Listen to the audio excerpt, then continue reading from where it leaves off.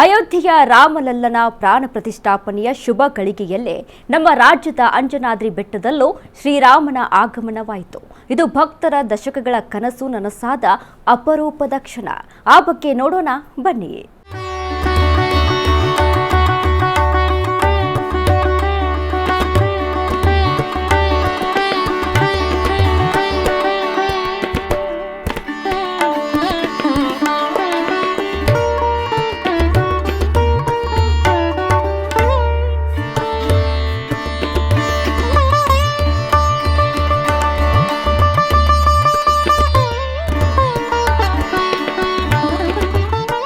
ತ್ರೇತಾಯುಗದಲ್ಲಿ ರಾಮನಿಗಾಗಿ ಹನುಮ ಉತ್ತರಕ್ಕೆ ಬಂದರೆ, ಕಲಿಯುಗದಲ್ಲಿ ರಾಮನು ಹನುಮನ ಮನೆಗೆ ಬಂದಿದ್ದಾನೆ.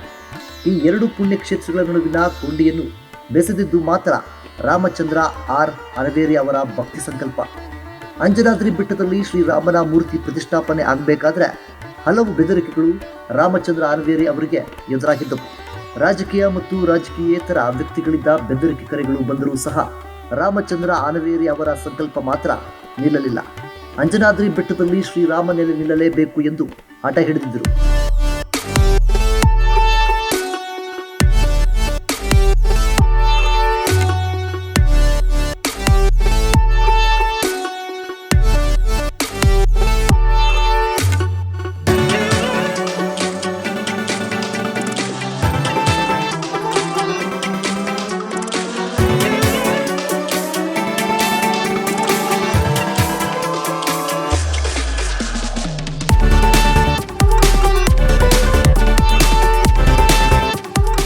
ಹಲವಾರು ಅಡೆತಡೆಗಳು ಎದುರಾದರೂ ಸಹ ಎದೆಗುಂದದೆ ಅಂಜನಾದ್ರಿಯಲ್ಲಿ ಮೂರ್ತಿ ಪ್ರತಿಷ್ಠಾಪನೆ ಮಾಡಿಯೇ ಬಿಟ್ಟರು.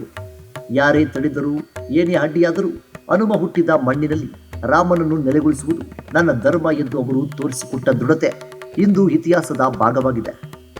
ಅಡೆತಡೆಗಳು ಅವರನ್ನು ಕುಗ್ಗಿಸಲಿಲ್ಲ, ಬದಲಿಗೆ ಅವರ ಸಂಕಲ್ಪವನ್ನು ಮತ್ತಷ್ಟು ಗಟ್ಟಿಗೊಳಿಸಿದವು. ಅಂಜನಾದ್ರಿಯ ಆ ಎತ್ತರದ ಶಿಖರದಲ್ಲಿ ಶ್ರೀರಾಮಚಂದ್ರನ ಮೂರ್ತಿ ವಿರಾಜಮಾನವಾದಾಗ ಅದು ಕೇವಲ ಒಂದು ಪ್ರತಿಷ್ಠಾಪನೆಯಾಗಿರಲಿಲ್ಲ, ಅದು ಒಬ್ಬ ಭಕ್ತನ ಅಚಲ ವಿಶ್ವಾಸಕ್ಕೆ ಸಂದ ಜಯವಾಗಿತ್ತು.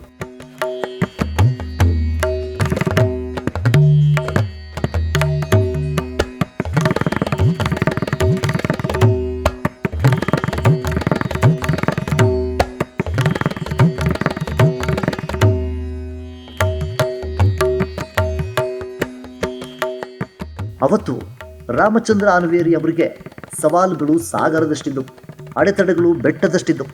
ಆದರೆ ರಾಮಚಂದ್ರ ಅನವೇರಿ ಎಂಬ ಭಕ್ತನ ಸಂಕಲ್ಪದ ಮುಂದೆ ಅವೆಲ್ಲವೂ ಮರಳಿನ ಕೋಟೆಯಂತೆ ಕರಗಿಯುವುದು. ಇದು ಕೇವಲ ಕಲ್ಲಿನ ಮೂರ್ತಿಯ ಸ್ಥಾಪನೆಯಲ್ಲ, ಇದು ಶತಮಾನಗಳ ನಂಬಿಕೆಯ ಪ್ರತಿಫಲ. ಹನುಮನ ಜನ್ಮಭೂಮಿಯಲ್ಲಿ ರಾಮನು ನೆಲೆಗಿದ್ದ ಆ ಕ್ಷಣ ಅನವೇರಿ ಅವರ ದಶಕಗಳ ತಪಸ್ಸಿಗೆ ಸಿಕ್ಕ ದಿವ್ಯ ಫಲ. ಪ್ರತಿಯೊಂದು ಅಡ್ಡಿಯೂ ಅವರ ಹಾದಿಯಲ್ಲಿ ಮೆಟ್ಟಿಲಾಗಿ ಬದಲಾದವು, ಪ್ರತಿಯೊಂದು ಟೀಕೆಯೂ ಅವರಿಗೆ ಶಕ್ತಿಯಾಗಿ ಪರಿಣಮಿಸಿತು. ಇಂದು ಅಂಜನಾದ್ರಿಯ ಶಿಖರದಿಂದ ರಾಮನು ಇಡೀ ನಾಡನ್ನು ಅರಸುತ್ತಿದ್ದಾನೆ ಎಂದರೆ ಅದರ ಹಿಂದೆ ರಾಮಚಂದ್ರ ಅನವೇರಿ ಅವರ ಅಪಾರವಾದ ಸಂಕಲ್ಪ ಸಿದ್ಧಿಯೇ ಕಾರಣ.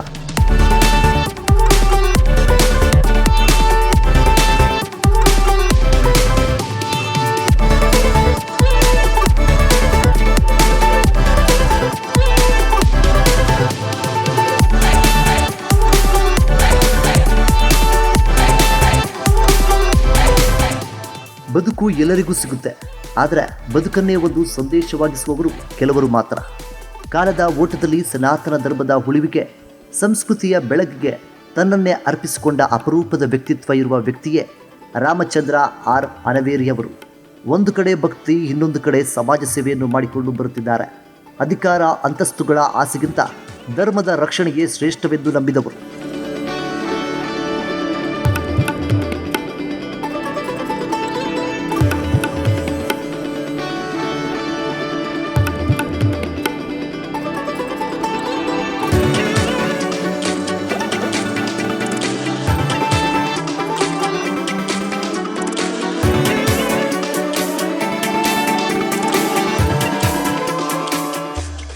ಇಂದು ಧರ್ಮದ ಹಾದಿಯಲ್ಲಿ ನಡೆಯುವುದು ಸವಾಲಿನ ಕೆಲಸ.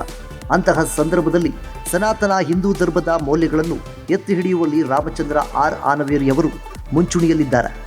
ಇಡೀ ಸಮಾಜದಲ್ಲಿ ಧಾರ್ಮಿಕ ಜಾಗೃತಿ ಮೂಡಿಸಲು ಅವರು ಕೈಗೊಂಡ ಸಂಕಲ್ಪಗಳು ಅಪಾರ. ಅದು ಹಬ್ಬಗಳ ಆಚರಣೆಯಾಗಿರಲಿ ಅಥವಾ ಧಾರ್ಮಿಕ ಸಭೆಗಳಿರಲಿ, ಅಲ್ಲಿ ಆನವೇರಿಯವರ ಉಪಸ್ಥಿತಿ ಎಂದರೆ ಅದಕ್ಕೊಂದು ಅರ್ಥ ಇರುತ್ತೆ. ಅವರ ಭಕ್ತಿ ಕೇವಲ ಭಾವವಲ್ಲ, ಅದು ಸಮಾಜವನ್ನು ಒಗ್ಗೂಡಿಸುವ ಒಂದು ಶಕ್ತಿಯಾಗಿದೆ.